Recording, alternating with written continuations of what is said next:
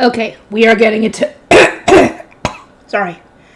Part 3, Volume 5. And this is the last part for this arc, or last book for this arc, Part 3. And after this, the next book after this is Part 4, Volume 1. Which is Book 12. Okay, let us start. Okay, the prologue. Now then, shall we discuss this elsewhere? Rosemind suggested, glancing toward the door to her hidden room in the orphanage director's chambers. That was her signal for this formal discussion to turn casual, and so Fran guided Benno and Mark inside. In this room she could speak as mine rather than Rosemind, the Archduke's adopted daughter, and the retainers allowed to follow her inside were all those who knew her from her commoner days. For that reason, Benno generally only ever brought Mark and Lus to the temple. Damien technically knew her from when she was a commoner as well, but it seemed that she didn't exactly like him very much, so Benno avoided bringing him when he could. The Lahanges sent from other stores weren't particularly happy about not being brought to the temple to observe the negotiations, but Benno was holding them at bay for now, by reminding them how lucky they'd already been to sell goods in the castle. The Lahanges will stop complaining when we start doing even more business then. There, it's just that in these kind of discussions, people being too subtle and overly flattering always gave Rosemind the wrong idea. On the inside, she was a commoner raised in poverty, which meant that she didn't quite have the level of common sense one would expect from a Blue Shrine maiden turned Archduke's adopted daughter. Even Benno had no way of knowing what might set her off on her next rampage, which is why he had to discuss things with her in frank, clear language. And worst of all, now that she was the Archduke's adopted daughter, every word she spoke carried an immense amount of political influence. Here's your seat, Master Benno. Benno sat in the chair that Fran offered him, with Mark standing behind him. Only once Benno had sipped the tea that was served to him did the discussion begin, and he made double sure to hold the cup with noble etiquette. Ever since Gil went to Ilgner, Fran had started entering the hidden room in his place, meaning noble customs had started to take root even in here. A sudden fear struck Benno. If we see even more changes like this, how long is the hidden room even going to function as a spot for real-deal business discussions? Rosemind needs to learn to understand noble euphemisms and fast. Things could get real bad otherwise. So what's our business this time? I heard you finished some new kind of paper, Benno said, breaking the ice as he set down his cup. Fran began lining up some gleaming, silky paper on the table, placing a letter beside it. Rosemind's regal expression crumbled in an instant, her golden eyes twinkling as she regarded Benno with a proud grin. Benno, this is the paper I just received from Ilgner. Could you give it to Heidi at the ink workshop so she can run some experiments? It has a silky smooth surface, so I want her to see if colored ink will stick to it. Alright. Despite having sent Lutz and everyone to Ilgner, Benno had largely assumed they would teach the locals how to make paper and nothing more. Never did he expect they would finish making an entirely new kind of paper this fast. He picked up a sheet, feeling his lips curve into a grin as he rubbed his surface with his finger. Assuming the ink did indeed stick to it, he could only imagine how many new products they could make. I wish I could do some research myself, Rosemind muttered. Hey, we've all got our roles here. Researching ink isn't a job for the Archduke's adopted daughter. You just need to continue building up influence in noble society, all while staying healthy enough to not collapse. Can't let some noble scuffles bring the printing industry to its knees before it even takes off, you know. Rosemind would spontaneously overstep her boundaries without considering the consequences, so Benno reminded her to stick to her role and not butt into anyone else's work. That wouldn't actually stop her if push came to shove, but he could at least say he tried. I mean, true. Making paper is a lot more fun than dealing with nobles, but I understand it's my duty to protect the printing industry now that I've started it. I'm doing my best here. Rosemind said, puffing out her cheeks in a way that wasn't cute in the slightest. Truth be told, Benno knew that she was working extremely hard to survive in her position. Even merchants struggled to speak and act properly when visiting the castle, and here she was, a commoner girl stuck living as the Archduke's adopted daughter, forever surrounded by noble attendants. It took more than a little hard work to survive in that kind of situation. Yep, you better protect it. But anyway, this new paper is pretty firm, huh? What's it going to be used for, Benno asked, whipping one sheet around a little, holding it up to the light to peer through, then rolling it up. Playing cards to start with, they'll be much easier to use that way, Rosemind explained. Small wooden boards were currently used for the playing cards, but it seems she wanted to start using the paper instead. Doesn't look like she's even considered that this will take valuable work away from the Ingo workshop, who make these boards every year. Ooh. That is true. Benno was conflicted. Should he point that out for Ingo's sake, or just let Rosemind's creative spirit run free, knowing that real-world consequences would only stifle her ideas? Ferdinand seemed to like the Harrison a lot, but I don't really want him beating my head with it all the time.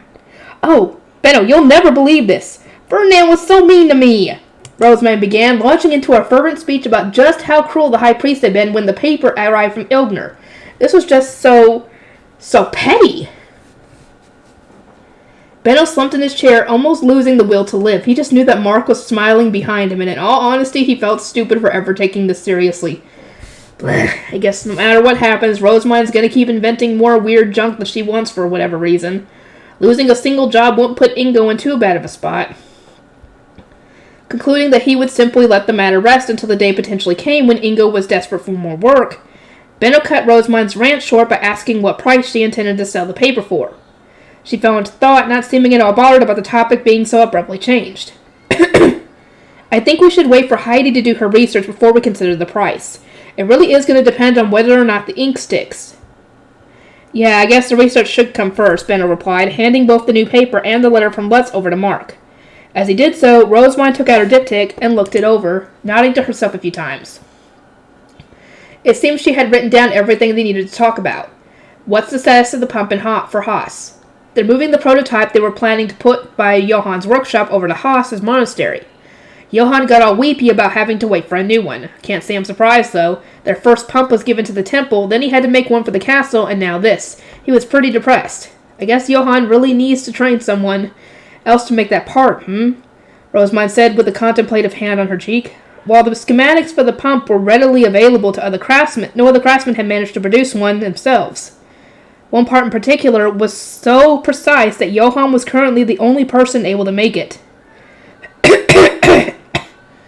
It won't take long for someone to figure it out. Now that everyone knows you're showing favor to fresh talent like Johann and Zach, all the young men have been busting their butts to hone their skills. Oh, really? Yep. Head of the smithing guild told me all about it. Zach spilled the beans about you wanting to give him and Johann their own workshop. So loads of people are doing their best to improve in hopes of getting one as well. Now that the pump schematics were public and the Archduke's adopted daughter was placing a ton of orders, the smiths of the lower city were all working harder than ever. Rosemind's golden eyes sparkled upon hearing that, and she broke into a happy smile. I will welcome any number of people as Gutenbergs as long as they have skills as honed as Johann's or creativity as impressive as Zach's. Please introduce them all to me. Benno's cheek twitched. He could already picture it. Ehrenfest's upcoming talents having their common sense torn to shreds one after another as Rosemind turned them all into Gutenbergs. He needed to maintain the current status quo for as long as possible to keep the peace in the lower city. But even with that in mind, he didn't turn Rosemind down. Well, you kind of can't really turn her down because, she could easily use her authority as the Archduke's adopted daughter to make you do what she wants. So you kind of can't really turn her down. You can only kind of steer her in a good direction. Alright, I'll pass it along to the head of the smithing guild. The reason? He knew that as the papermaking and printing industries grew, the load placed on Rosemind's Gutenbergs would continue increasing to an overwhelming degree. Having more Gutenbergs would at least lessen that burden. Plus, Rosemind's ideas were profitable. If young craftsmen wanted to be knocked all over the place with unreasonable expectations, then that was all the more beneficial for him. No reason for us to deal with this all alone. The more the merrier. Oh, right. Mind if we check out the workshop before leaving, Benno asked. We're still getting regular reports, but without Lutz and Gil there, we're not quite as in the know. Since the two boys' departure, Benno hadn't received any messages detailing the Grey Priest's thoughts, whether that be what they wanted improved in the workshop or ideas for new products that sometimes ended up pretty valuable. He wanted to see how things had changed now that their best workers had gone to Ilgner, and whether they were at all unsatisfied with the Gutenbergs working elsewhere. I don't think the Grey Priest will say very much to you, Benno, but I don't mind you checking up on the workshop. Fran, please send word to Fritz. As you wish. With that, Fran exited the hidden room. Silence fell almost immediately, perhaps due to their discussion having run dry, and Rosemind's eyes wavered slightly as she searched for something to say. Soon enough, she clapped her hands together in realization. Speaking of which, Benno, how's Tuli doing? Is her work going okay? She's been going there every day now that she's 10, right? She's never had a chance to come to the orphanage. Never has a chance to come to the orphanage now, she said, slumping her shoulders sadly. Lutz being in Ilgner meant he couldn't pass letters to her lower city family, nor tell her stories about them, so it was easy to guess she was feeling especially lonely. I have so many letters sitting around that I've written but can't send. Could you not give them to Thule for me? Well, the planting company's separate from the Gilberta company now, so, you could still go over there, at least to check up on Karina and them and see how they're doing, and then you could stealthily pass the letters to her. With the planting company currently in the process of moving, Benno was actively trying to avoid going to the Gilberta company in front of the Lehanges from other stores, thinking it best to minimize contact until the transition was complete. Or was completely finished. It would stick out way too much for him or Mark to start giving Thule letters. Aww.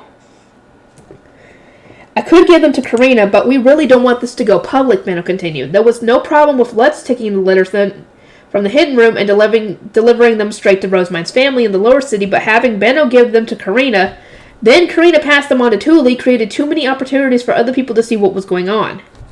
Having her give the letters to Thule would be way too conspicuous, since everyone's going to want to know what she's telling the new Laharo who came from a poor home.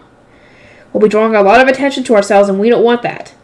You're right, Rosamund said with a sigh, bottling up her loneliness once again. I suppose I'll make do until the Harvest Festival. It sucks, though.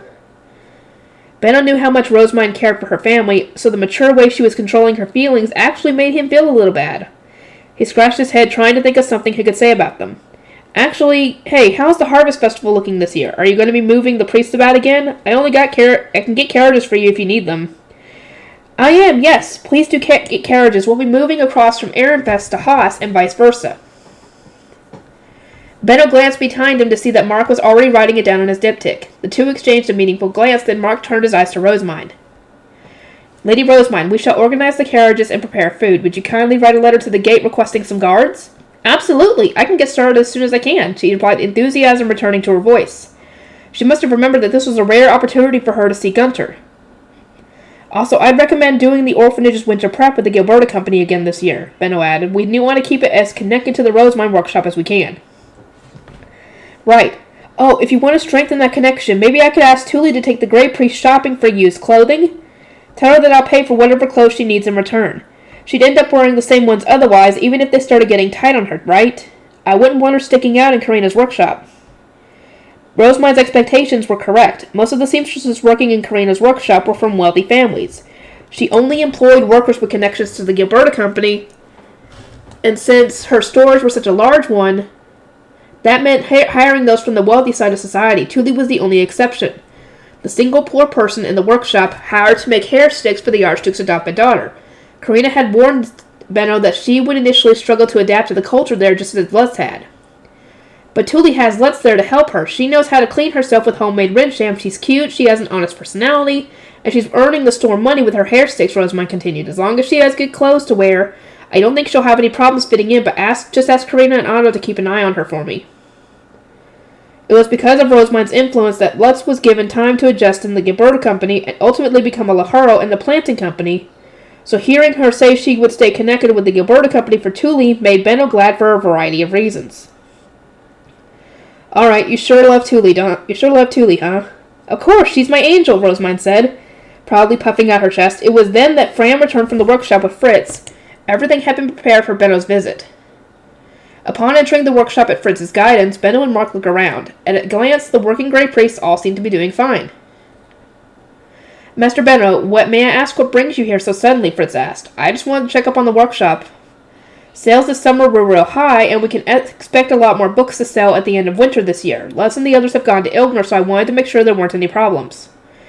It is all as my report said. No major problems have occurred in the workshop.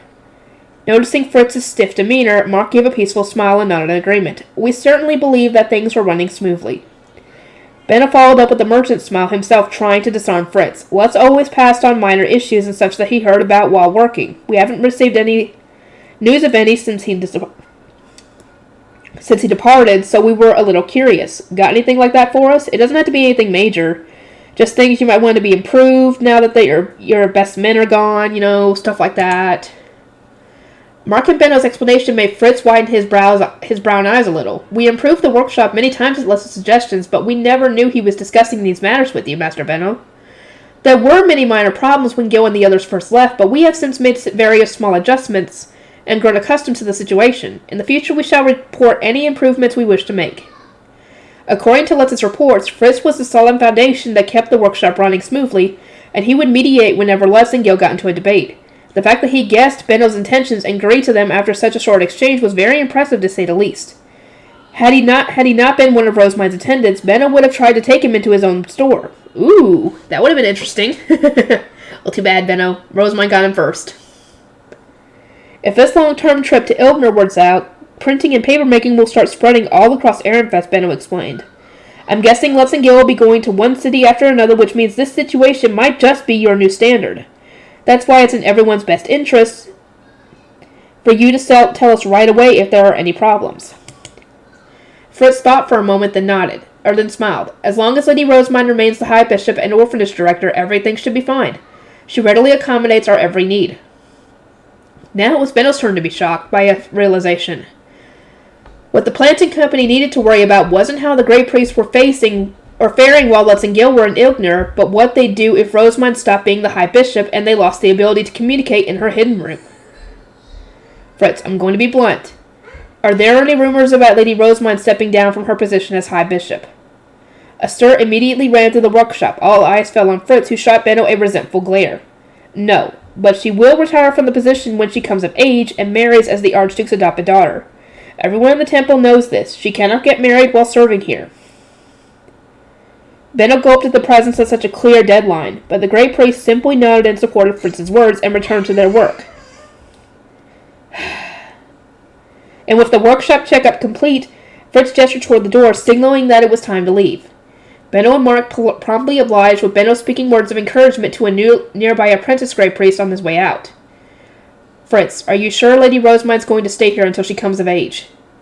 I heard from Fran that she intends to remain High Bishop until then. However, this does not mean you will always be able to discuss matters with her as you have been. You will surely be forbidden from entering her hidden room long before then, as it is frowned upon to allow those of the opposite gender inside. Hidden rooms are very private, personal places for nobles.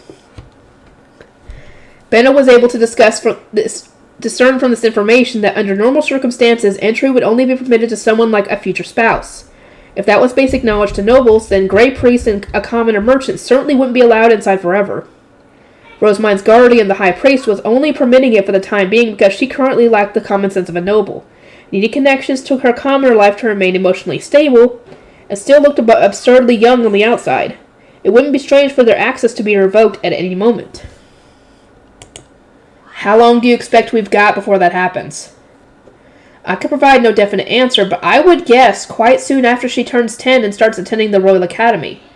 At the absolute longest, you might retain access until her fiancé is chosen.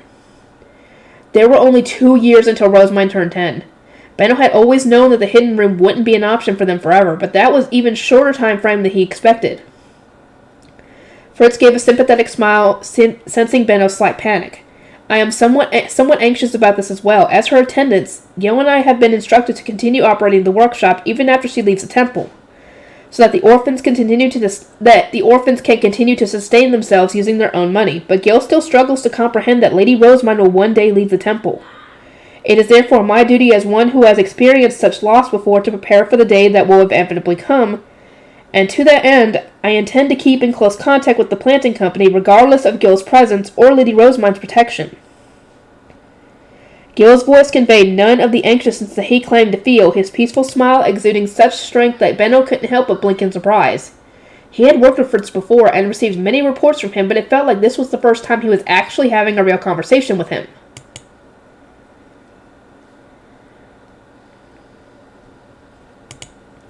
I intend to increase the frequency with which I visit the planting company, Master Benno. I look forward to working together with you. Same to you, Fritz. If Gil and Lutz being away on long-term business trips was going to become standard practice, Benno needed to strengthen his relationship with Fritz. The two men exchanged a glance and firmly shook hands.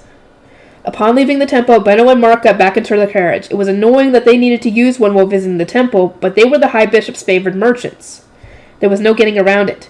The doors closed, and only once the carriage was rolling down the road did Benno let out a heavy sigh. Well, Mark, we've got 2 years. We're gonna need to prepare for when we can't discuss things in the hidden room anymore. Do you think we'll make it? Gotta admit, I'm worried about Rosemine here. Benno picked up Lutz's letter. His absence alone made it hard to get messages to Rosemine's lower city family, and Benno was quickly reminded of just how sad she had looked. When access to the hidden room was inevitably restricted, She would get even fewer opportunities to properly speak with Les and Thule. That was probably placed a heavy burden on her heart. There's nothing we can do about that ourselves, Master Benno. The most we can do for Lady Rosemine is train Thule to be a personal craftswoman for the nobility, ensure Les is capable enough to visit the castle, and entrust Gunter with continuing to guard the priests on their way to Haas. We have received a powerful advice from Fritz. Advice we must use as best we can. This is hardly different from our usual situation, Mark concluded with a laugh. He was right. Benno started to relax slightly. You've got a point. Dwelling on this won't change the outcome. Besides, no matter how much we prepare, she always goes way beyond our expectations like it's nothing at all, he said, starting to cackle himself. Soon enough, the carriage arrived at the planting company, and the driver opened the door for them. When Benno and Mark stepped out, the cool air signaled the approach of autumn brushed over them. Okay. Operation Grimm? What the heck is this? The New Orphans and Operation Grimm. I had a meeting scheduled for this afternoon with Richt, Haas's mayor, so we were leaving the temple after lunch. Accompanying me were Fran, Monica, my 2 guard knights, and Ferdinand, who was himself accompanied by his guard knight Eckert and the scholar Justice. I had very much looked forward to riding in your high beast, milady. Unfortunately, Justice, you will not be riding with me today. Aw, why not? Justice must not have expected me to turn him down. His head spun in my direction, an absolutely flabbergasted expression on his face. But I hadn't forgotten how annoying he had been the first time he rode with me. You talk non-stop, which makes it very hard to focus. Milady, please excuse my impertinence, but your language is a little harsh. I think it necessary, otherwise you would attempt to wriggle your way into getting what you want. Would you not? I have learned how to deal with you. He looked hurt by my remark, but it was his own fault for refusing to listen unless she were harsh with him. It was at this point that Ferdinand stepped in. She has turned you down, Justice. Give up and ride on your own high beast. But my hopes and dreams, Justice groaned, looking wistfully at my panda bus. Ferdinand shook his head, muttering something about Justice being foolish before taking out his own high beast. Justice, you can either take out your high beast or return to the noble's quarter. Choose. In the meantime, Rosemine, we may leave as soon as you are ready. A journey to Haas was fairly short by high beast. When we arrived, we found Richt and the chiefs of the neighboring towns kneeling by the front door. That much deserved some respect, considering they were all busy with the upcoming harvest festival. Autumn harvest. I cannot talk or read right today, guys. That is not good. After exchanging our lengthy greetings, we stepped inside. Waiting for us in the parlor were incense, flowers, and freshly squeezed juice, which Fran tested for poison. I then exchanged a glance with Ferdinand, who was holding a glass himself. Well, looks like they didn't at all understand what that we shall prepare offerings of sweet fruits and beautiful flowers to you line really meant. Okay, good, they didn't. Richt, how is this year's harvest looking? Has missing spring prayer had a noticeable impact? It has. Things will certainly be very difficult for us as expected. I only hope we can have a proper spring prayer next year, Richt said, hanging his head sadly with the town chiefs. No matter how carefully one tended to their fields, the land simply wouldn't produce a considerable enough yield without being blessed.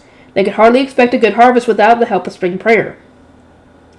I have come to deliver news of a temple decree, I announced. We shall be sending 2 great priests to stay in Haas this winter, to ensure there are no lingering embers of rebellion. Rick's head shot up as though he had been struck by lightning, his expression making it more than clear that he was stunned we still didn't trust him.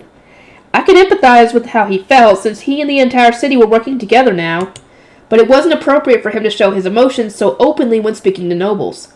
That insurance is of course important, I continued, but my true objective lies elsewhere. Your true objective? Rick asked, blinking in confusion. I nodded as gravely as I could. Yes. The Great Priest will use this winter to teach the people of Haas how to properly interact with and write to nobles.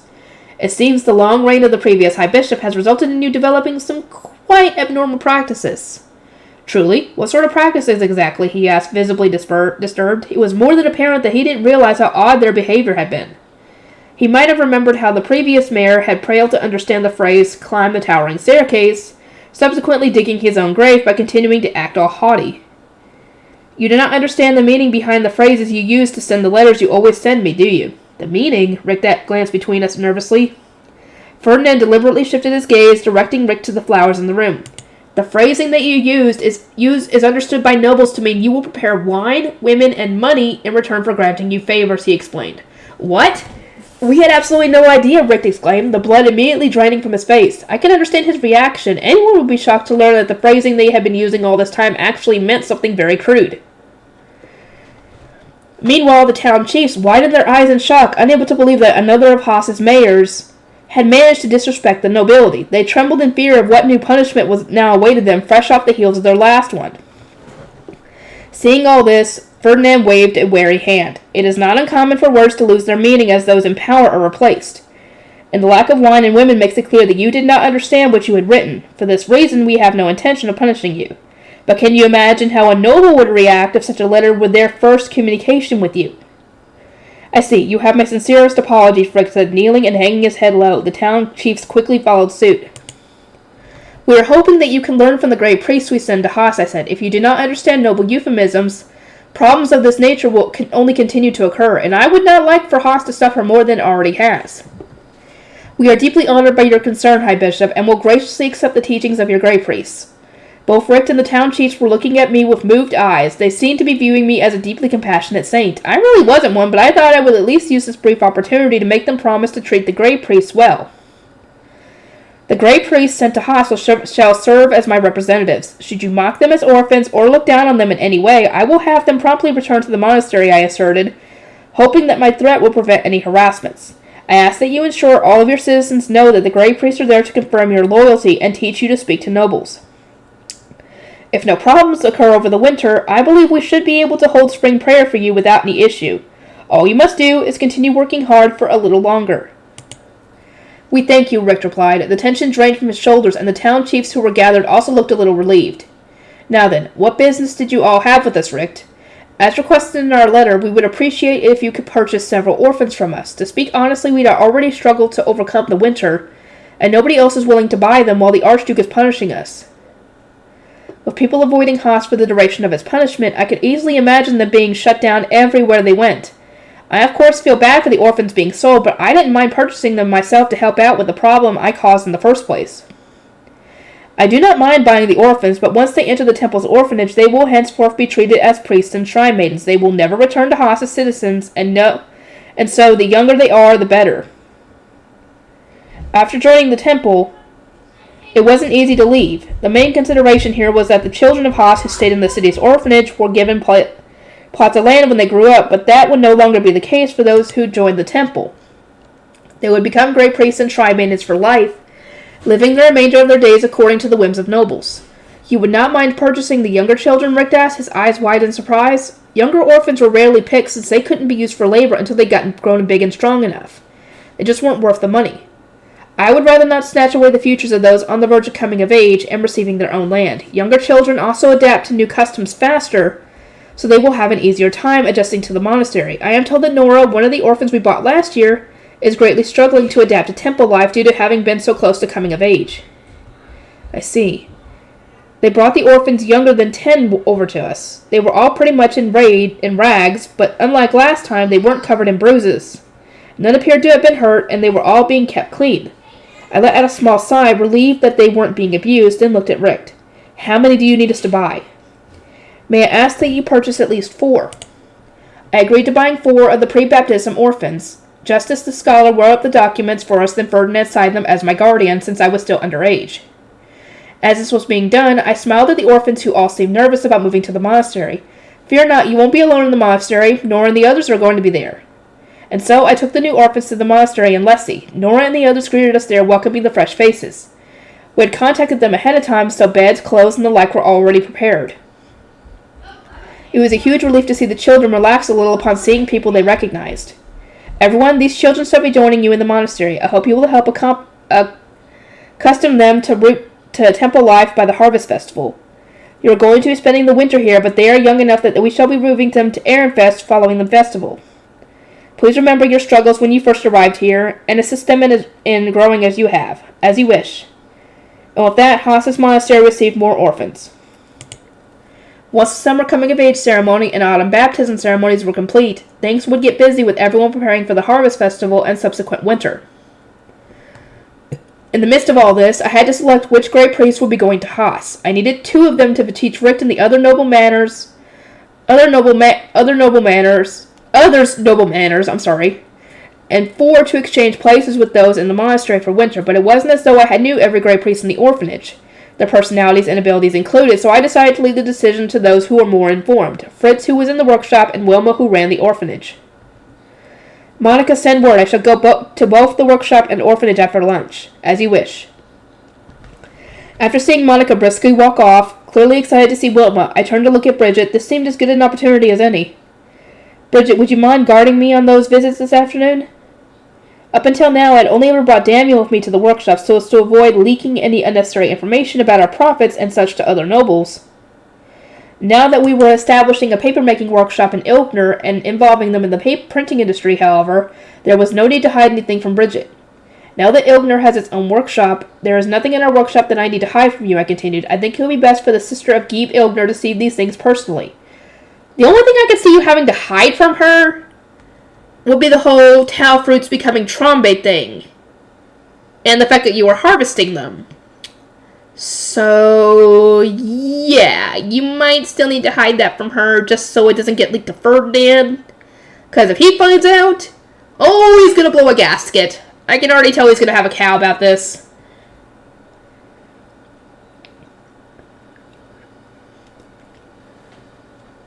Bridget widened her eyes, then broke into a smile and knelt before me. I am honored, Lady Rosamine. I would like nothing more than to accompany you. And so, following lunch, Bridget and I went to the workshop. Most nobles would hate traveling to the basement where commoners work, but judging by how lit life was in Ilkner, I doubted she would mind. Thank you for coming, Lady Rosamine. I entered the workshop to find everybody kneeling in wait, and my attendant, Fran, gave the customary greeting as their representative.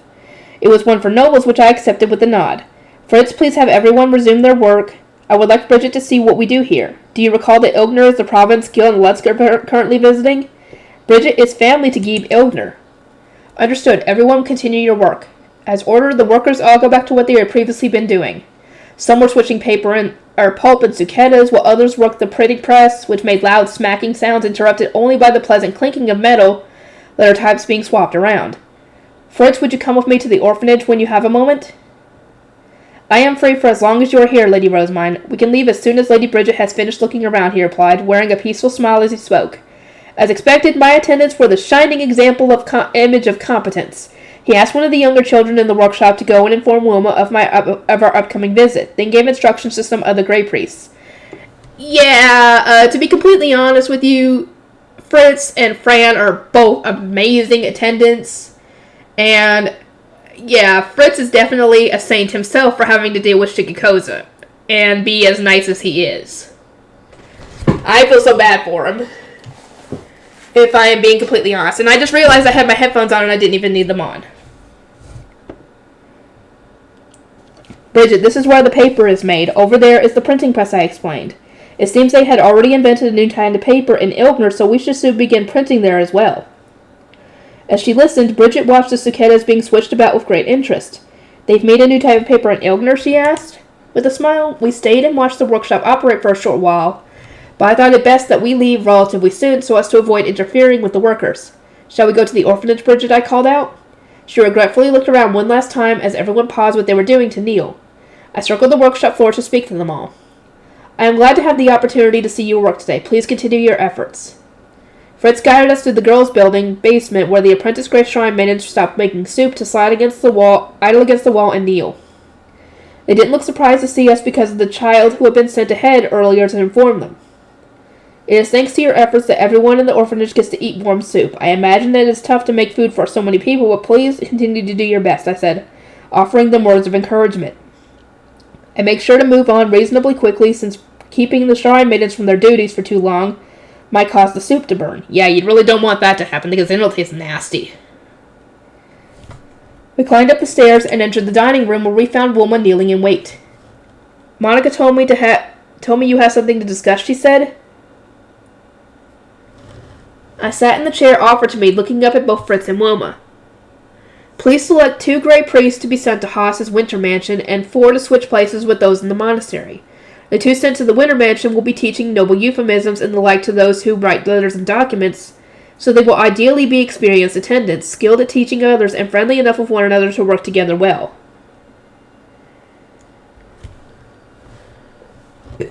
Whoever they chose would be stuck in an unfamiliar place with an unfamiliar culture for the entirety of winter. That was a challenge in itself.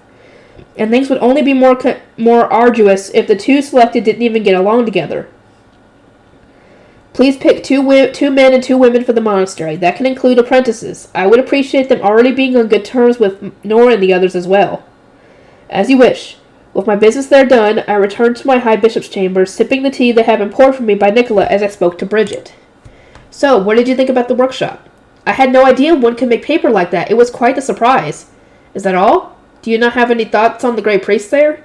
Bridget placed a contemplative hand on her cheek, her expression thoughtful. I did think they were surprisingly hard workers. I don't recall seeing anyone engaged in idle chatter. That's true, they're all very dedicated, but that's not all I wanted you to see, I said, giving her a more serious look. You know that I will be visiting Ilgner during the Harvest Festival to retrieve the members of the planting company, yes? Ferdinand will also be accompanying me. He is my guardian, and he wishes to see the status and results of the first printing workshop built in a noble's province. That will be quite the honor, Bridget said with a smile. Oh boy, how is he gonna react when he sees everybody just acting so casually toward each other? He's gonna have a cow! Not on the outside, but on the inside and once he's in private. As the Archduke's adopted daughter, I would be providing my support to Ilgner, establishing the paper-making industry there before doing so in any other province. On top of that, the Archduke's half-brother Ferdinand will be visiting as well. Any noble would consider that an honor. With that in mind, you will need to instruct Gebe Ilgner to educate his people in preparation for our visit. Educate his people, you say? Bridget asked in confusion. Yes, the people of Ilgner are quite close to the Gebe and his family, are they not? Well, I personally like their free spirit in this. I can't imagine Ferdinand will share my view. Yeah, I agree on this one. Ilgner truly is a country province, one rarely visited by other nobles. They may act a little overly familiar with the nobility, but they mean no ill will. But do you not agree that their intention is irrelevant? Entire cities can be destroyed simply for not knowing how to behave around nobles. Surely you have not forgotten the situation with Haas. Bridget paled in an instant, having seen the entire Haas situation from start to finish as my guard knight.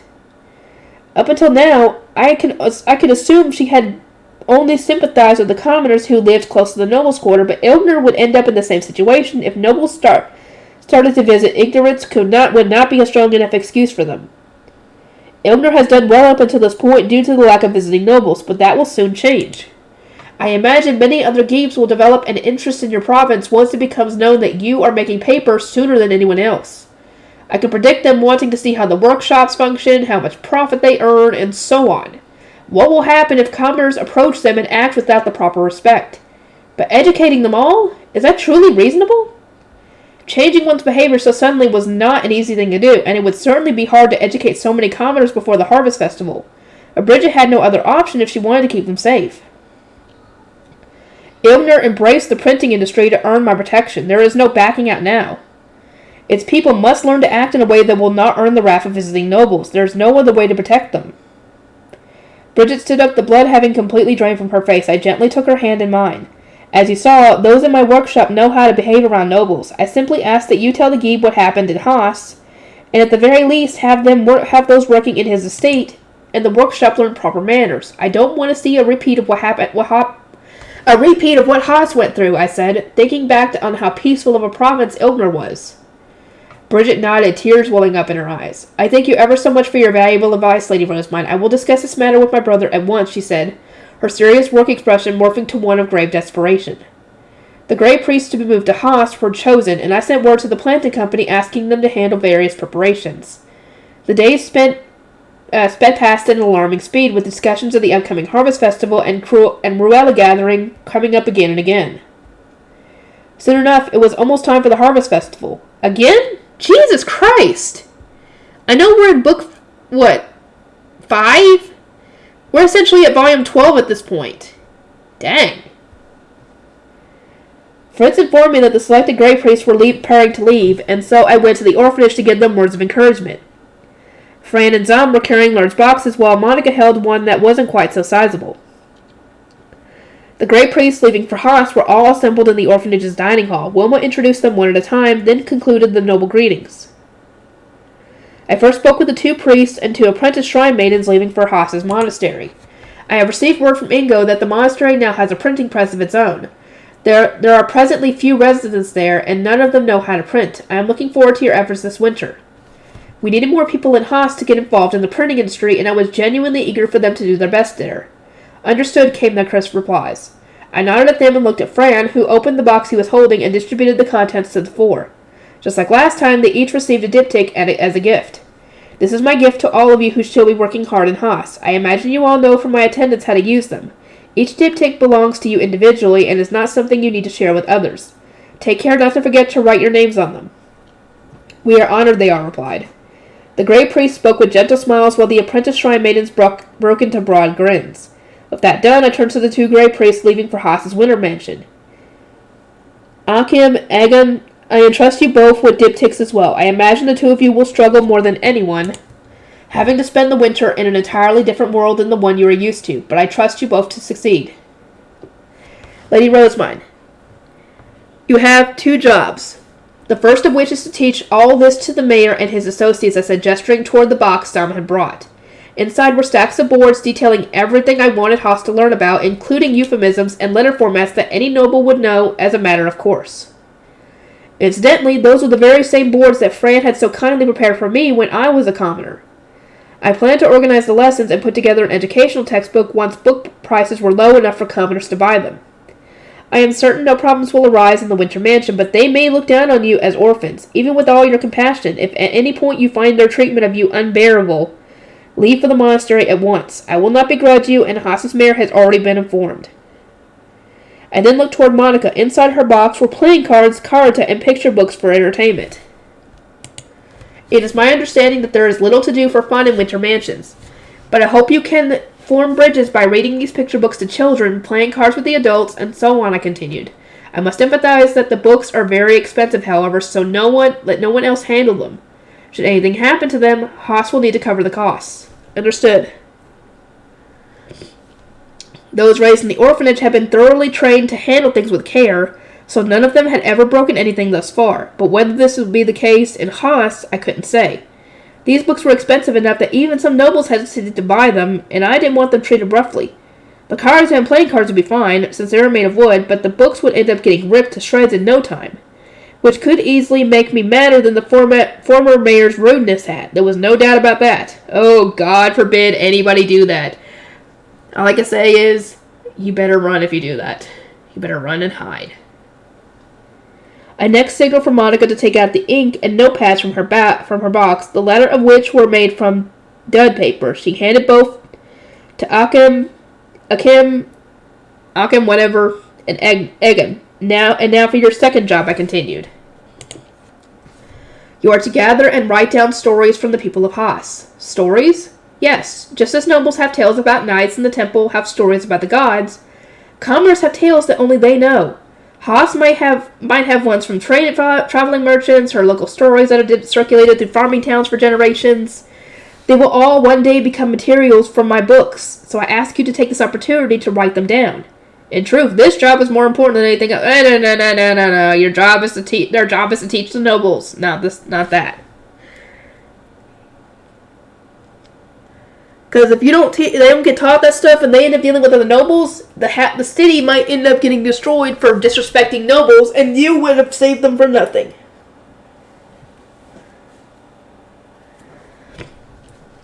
This was my true objective, one that I revealed to neither Ferdinand nor the townsfolk who worshipped me as a deeply compassionate saint. What I truly wanted from this was a collection of stories known only to commoners, and the name of my plan? Operation Grimm. Oh, okay, that makes sense. The Brothers Grimm, all the fairy tales. I would collect stories from all over the country, tales that had been passed down through oral tradition. Haas was only the beginning. Assuming things worked out there, I would send Grey Priests to winter mansions all over under the guise of teaching commoners how to properly speak to nobles. I would then gather stories from the noble-ruled provinces while spreading printing workshops. The workers would no doubt jump to collect them from me if a set sum was offered for each one. Then, once Ehrenfest was conquered, I would move on to collecting stories from other duchies as well. My ambitions were endless. I hope it goes well. Operation Grimm. My plan was to raise the literacy rate among commoners in the meantime, but books being too expensive for them to buy had really thrown a wrench into the works. There was also the likelihood that more than a few people would discover the joy of reading only to go insane from not having access to any new books. That was a feeling I knew all too well, one that was much too sad to put others through. From the bottom of my heart, I hoped to make them available enough that even commoners could soon fund book rooms for their winter mansions. A day came for the planting company's carriage to leave for Haas ahead of the harvest festival. Those heading to the monastery were loading baggage into the carriages with other members of the orphanage helping them. Meanwhile, those going to the winter mansion were getting ready to travel separately with me, since I was leaving for the festival itself. The carriage will have the same number of people on the return trip, but do take care, the orphans in Haas include pre-baptism kids. Understood. Seems the soldiers have arrived. While the great priests leading the planting company's carriage were loading the... Can't talk. I told y'all. While the great priests were loading the planting company's carriages, the soldiers who would be guarding them arrived. Dad was marched enthusiastically at the front. I haven't seen him in such a long time. I gave him a smile, and upon meeting my gaze, he returned a grin and knelt in front of me. Thank you for coming, Gunter. We are enlisting your aid once again. Honorable High Bishop, you can always count on me to help when you are in need, Dad said in a polite tone. The other soldiers promptly followed up with lively responses of their own. I'll rush over here way faster than, I shall arrive swifter than the commander himself. I will too, just say the word. Shut it, you two. You're being disrespectful, Dad said, silencing them with a glare. I see that you are once again accompanied by a hearty group of soldiers, I said with a giggle. It is thanks to all of you that I can rest easy, knowing my great priest remains safe outside the city walls. They will indeed. I await the chance to see you again at the monastery. And so after the briefest of exchanges, I sent the carriages off to Haas. With the planting company gone, it was time for me to prepare for my own departure. I planned to bring several books with me to the harvest festival this year. I wouldn't be able to survive the heated fervor for long without some good stories to relax with. Milady, it is a pleasure to work with you again this year. Oh, the pleasure is all mine, Justice. Justice was coming along as a tax official while Bridget and Eckert were serving as my guard knights. Ferdinand had instructed that Eckert and Daniel swap places for this mission, since Daniel and Bridget alone wouldn't have been able to stop Justice's rampages. Eckert, I entrust them all to you. May we meet again in Dorvan, Ferdinand said. Yes, sir, Eckert replied, then turning to look at Daniel. Until then, I trust you to guard Lord Ferdinand in my stead. Understood. After enduring an endless list of warnings from Ferdinand for what felt like an eternity, I climbed into my already prepared panda bus. Achim and Eckern were inside, as well as Fran, Monica, Nicola, Hugo, and Rosina, the latter two coming with me as my personal chef and musician respectfully. Ella was staying home for this one. Our journey was set to be a long one, and Hugo simply had more stamina. Instead, she would be making food for the orphans and my other attendants while I was gone. Fritz and Zom were staying behind as well, the latter of whom was being entrusted with running the entire temple while Ferdinand was gone. Who had it harder between us? It was impossible to say. Well, Ferdinand, I'm off. May we meet again in Dorvan. Do try not to cause any problems. We'll see. That is not an answer, he sighed, rubbing his temples. But I simply avoided making eye contact and gripped Leslie's steering wheel. I poured mana into him, stepping on the gas pedal, and up into the air we went. So began my long journey for the Harvest Festival. Okay. I think I'm going to end this one off here. And I will see you guys in the next one.